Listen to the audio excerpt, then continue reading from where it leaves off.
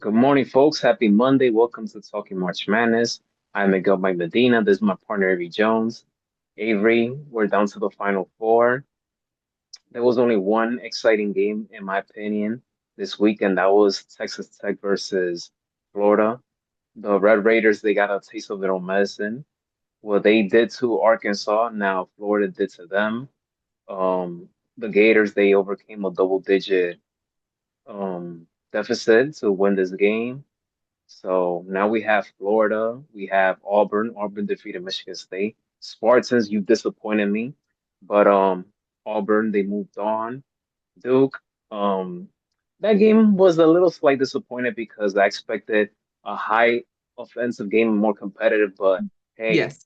credit to the Blue Devils, they dismantle and I repeat, dismantle the Crimson Tide, 85 to 65.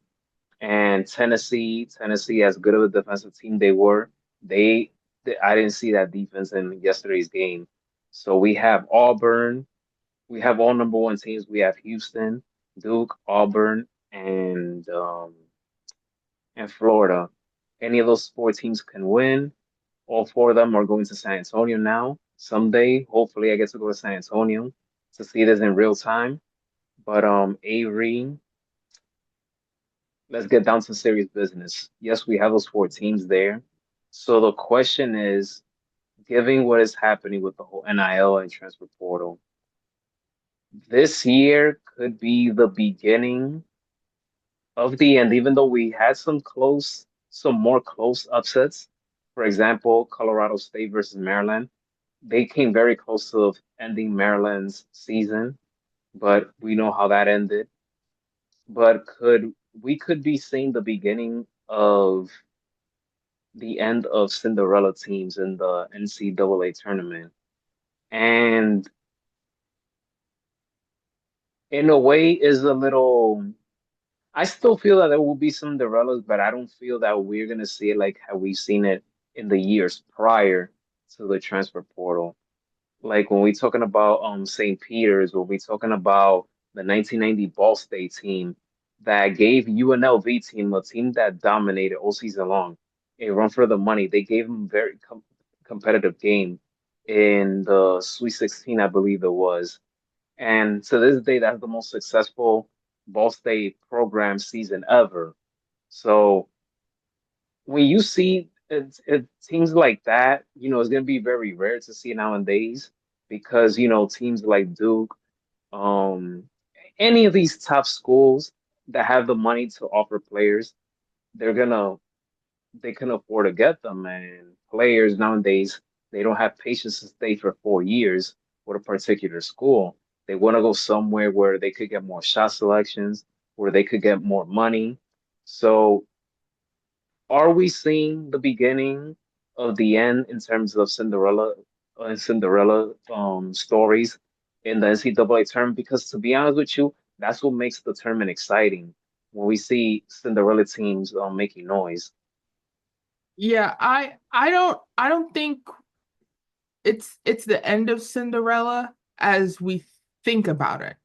Because when we think of in terms of sports, when we think of Cinderella teams, we think of like the small schools, or maybe the schools that don't have a lot of notoriety in the particular sport. So for example, Colorado State this year, they have a very good football team. Their basketball team is coming into its own, but like you said, you have the powerhouses, but at the same time, we've seen it even when you have your powerhouse basketball schools, and we'll stick to basketball on this one because we're talking about the NCAA tournament that has had so many, great feel good stories, the David versus Goliath stories, that still resonate throughout college basketball history.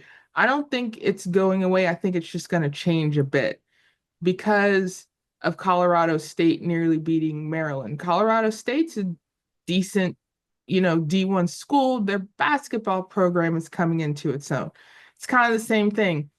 Alabama technically could be, let's say 5 years ago, they could have been a Cinderella team, but not in a way we think about it. When we said it, when you say a school, we automatically think of their more prominent sport. For Alabama, it would be football.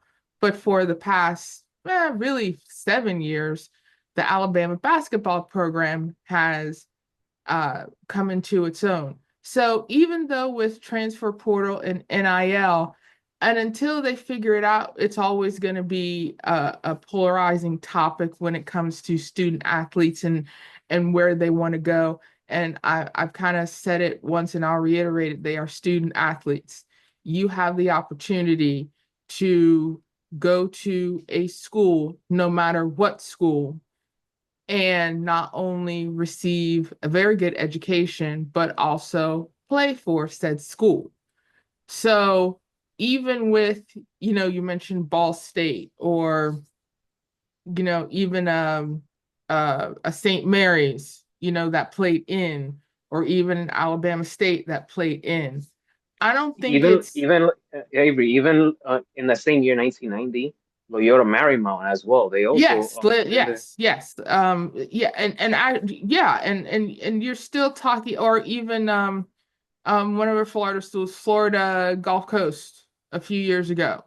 and then Even in Georgia 2000 Southern, even and Georgia even Steph, Southern a few years yep, ago. and I even don't Steph Curry with Davidson. absolutely. I don't think even even then if we see it, we may not see the schools because they could be going through transitional periods, but if you have individuals that want to get a good education, that want to play, that maybe if they're from the area, they feel they want to stay closer to home, or if they got that scholarship offer and they're like, hey, you know, parents are saying, hey, this is a good opportunity. Why don't you go and spread your wings a bit? Let's take transfer portal and NIL out for a bit, but if if there's some good critical thinking involved, you may see that really interesting player that's in the Midwest that all of a sudden gets a shot to play out west and say California, or Arizona, or you may have that, interesting player that plays, in New England and all of a sudden has a chance to play, down south because even though we're talking about transfer portal, scouting has become very different in the past 10 to 15 years because social media has become a very good tool for players to get seen. So, the days of, a lot of your players being from the area, that's it's not completely gone, but it's happening. So even with the effect of transfer portal, I don't I don't see it being the end. I just see it being different.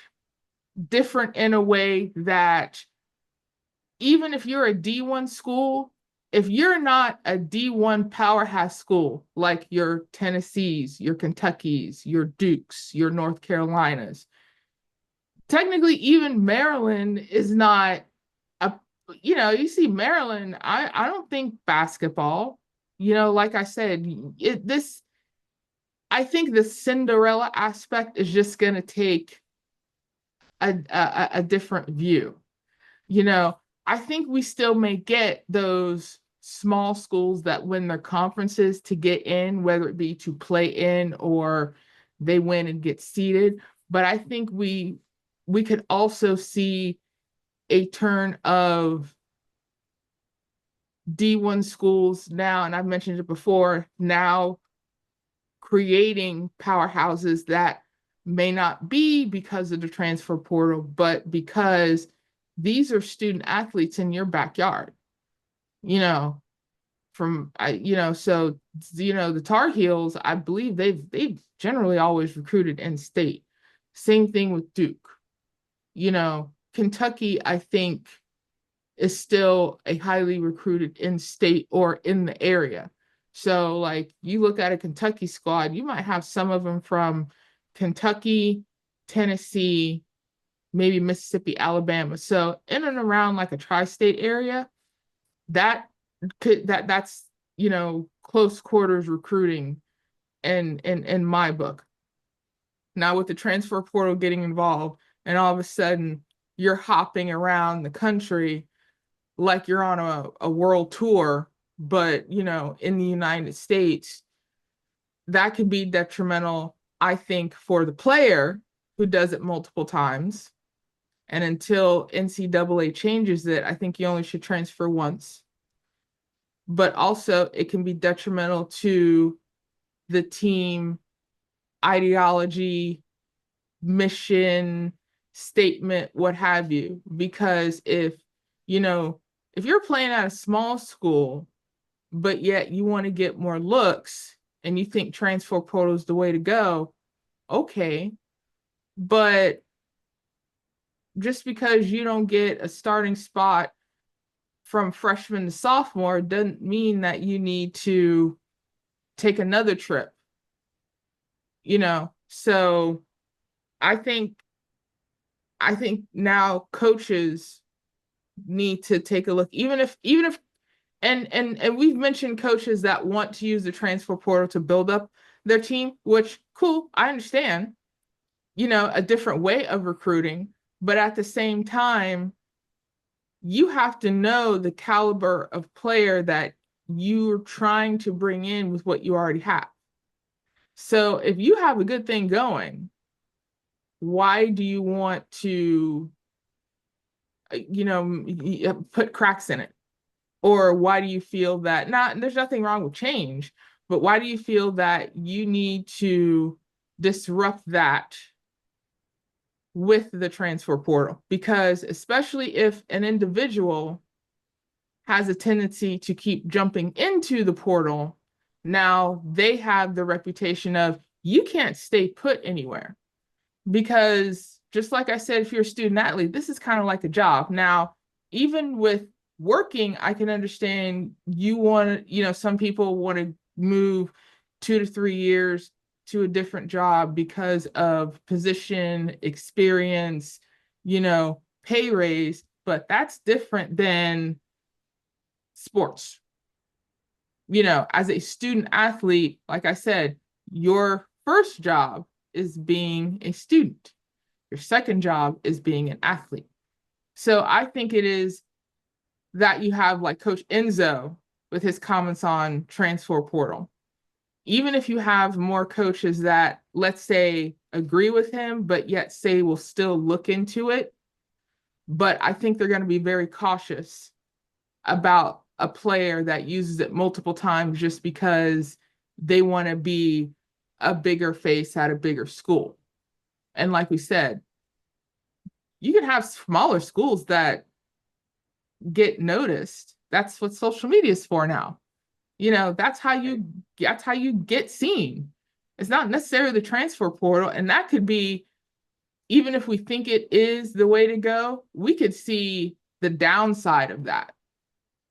Well, Avery, I do agree that the portal should only happen once only, not to jump around from team to team.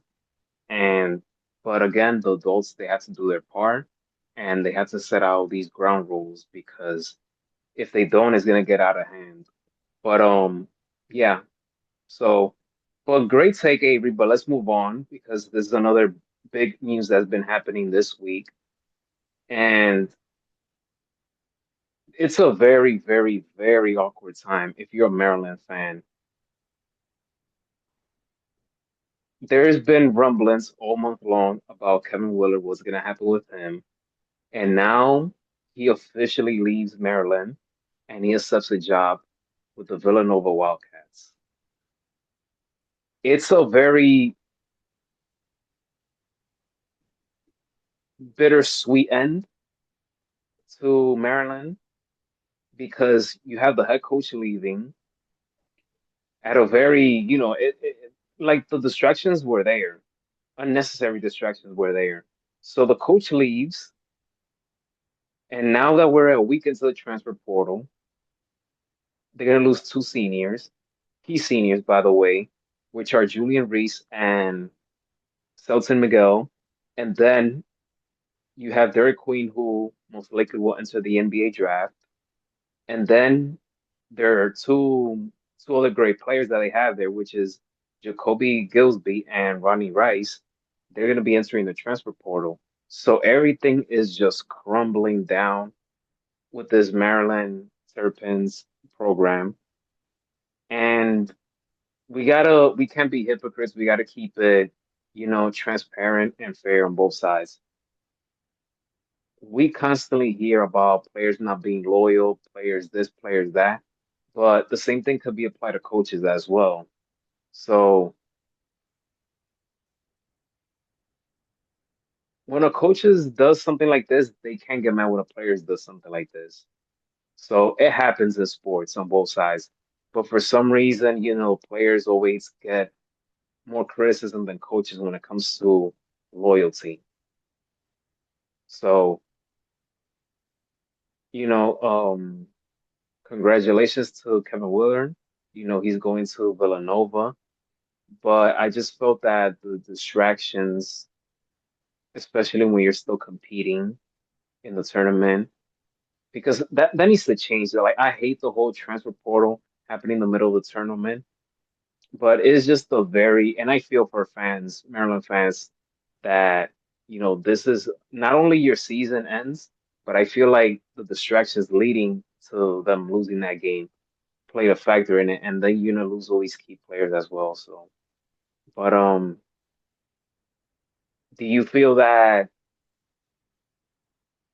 Well, I'm not gonna say. I'll say, what do you think about the situation?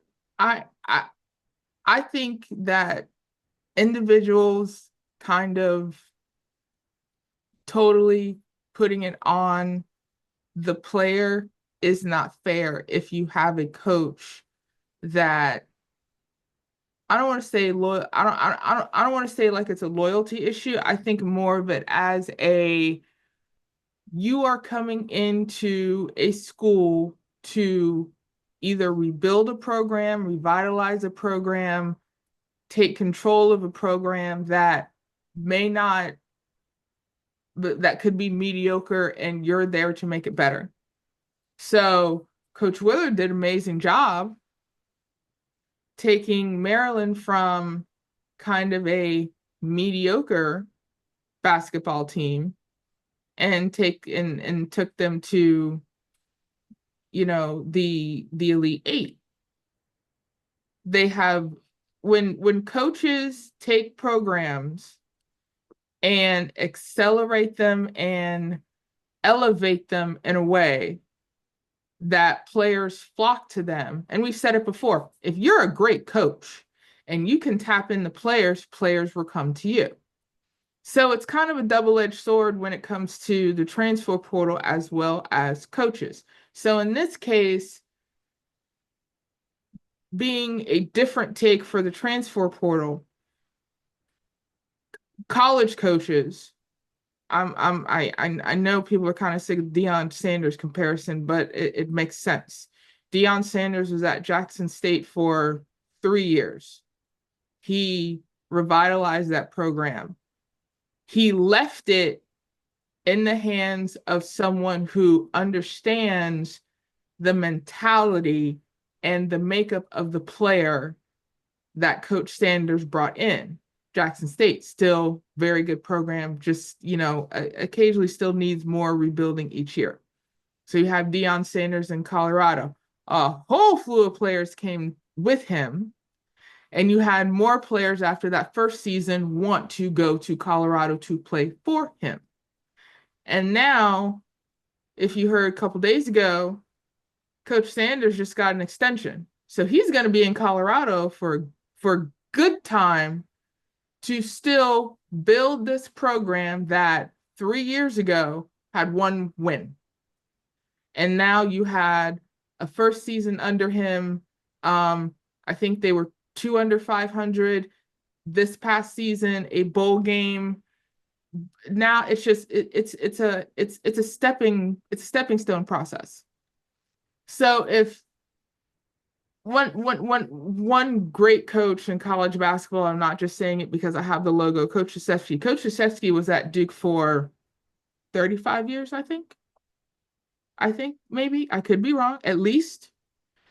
And I don't think it was just a loyalty aspect. I think there was something when he came to Duke where he said, I'm going to be here as long as I can because I want to help mold these young men into not only great basketball players, but also great human beings. And granted, you had some people that do not like certain caliber of players throughout Duke's history. You know, we're looking at Christian Laettner. Granted, he's a fan, but I was a fan of his at the same time, but I get it. Sometimes you can't always make people happy. But he's this great college basketball coach that has produced a number of players from this particular school. Another case in point, a very polarizing individual, a somewhat disciple, well, not somewhat, is a disciple, um, is Coach Bobby Knight and his stint at Indiana. I mean, Coach Bobby Knight was something. Coach Bobby Knight was something, and you probably have players everywhere that could tell you everything, but you had a group of players that played for him. They kept going to Indiana to Today, play for him. Avery, today's athletes wouldn't handle Bobby Knight. They wouldn't. True, They wouldn't. true, true. But I think now, because you have a different generation of player, I think coaches may now realize if they're trying to tap into a player, it could be the location where they could do it for, I'd say, no more than 5 years in a basketball setting, because not just transfer portal, but also declaring for the NBA. Now, if you have a player that plays for your school 3 years in one shot and not transfer portal, they're a unicorn. They're a unicorn. That's something we don't see anymore. So for Kevin Willard to establish Maryland as a upstart program to succeed and then leaves to go to Villanova, a extraordinary basketball history, to now help revitalize that program. I I am a bit upset because it is right after the tournament. And just like you said, there's probably that distraction saying, well, I'm not going to be here anyway, so just do the best you can. But all in all, I think that's something that should like literally wait until after the tournament. Like literally almost like after, you know, um championship games are over, you start to hear about trades or coaching decisions, or once the season's over, stuff like that. But if you're going into a tournament, worry about a job interview like the day after.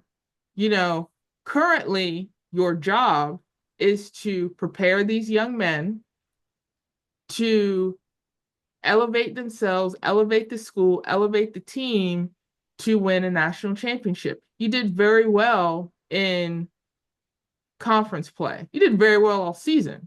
You did very well in this tournament. So why are you going to use a distraction that you're not going to be here anymore that could be detrimental to your players?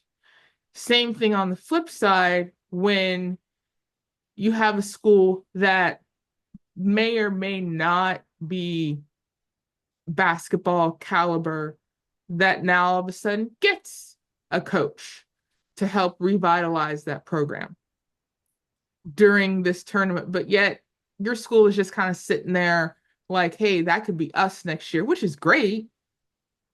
But these are things I think, just like the transfer portal, need to happen after the tournament. So if the national championship game is on Monday, April, whatever, that Tuesday, sure, interview such and such head coach.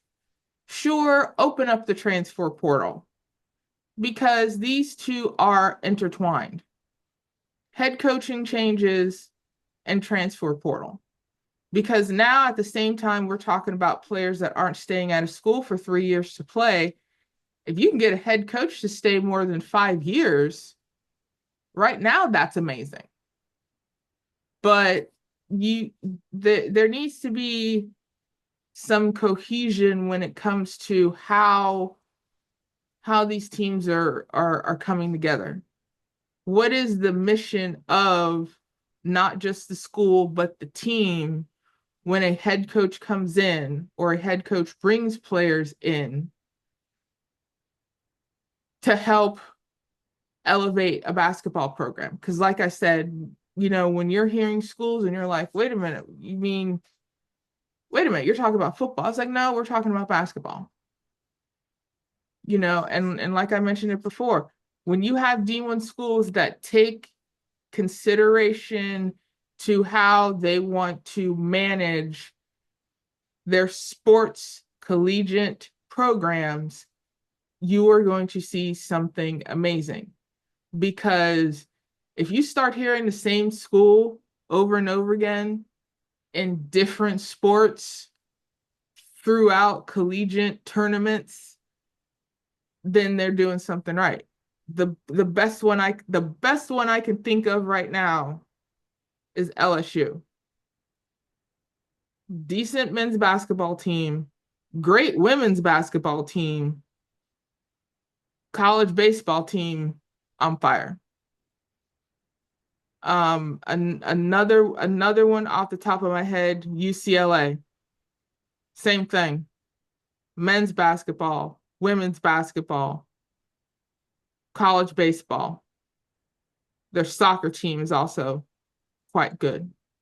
So it's a lot of things we're not going to be happy about, whether it be transfer portal, NIL, coaching changes. But like I said, when it comes to student athletes, I mean, if you're doing your best to elevate yourself with the college experience, with getting the education that is offered to you, parents want you to be better than they ever were. And I mentioned that before. Some parents just want their kids to succeed. They want them to do better than they did. Take the opportunity. Don't worry, and I get it. Even me working a very good job, I want to make more money. I've been working for the same company 14 years. Not out of loyalty, it's just the fact that I like working where I work and I like the people that I work with. But for my own goals, I know I may have to eventually leave. And that could be the same thing when it comes to head coaches. Okay, I've been here for 5 years. I have 3 NCAA appearances, but no titles. Okay, let's stick it out. Let's see what we can grow to change it. Or I've been here for 15 years. I've been to the NCAA tournament 12 times. I have 3 national titles. Then that's a flip of a coin. Do you still want to stay to build a legacy, which isn't going to change if you go? You already have it. But what do you want to do and say, hey, I think I've done a lot here. I still want to coach. Let me see where I can take my coaching mentality, my coaching structure, the mission to another school if I want. And if you have your family to support you on that, sure. But if you're hopping around playing hopscotch on a map, for a payday, as a coach or a player, it's not going to work.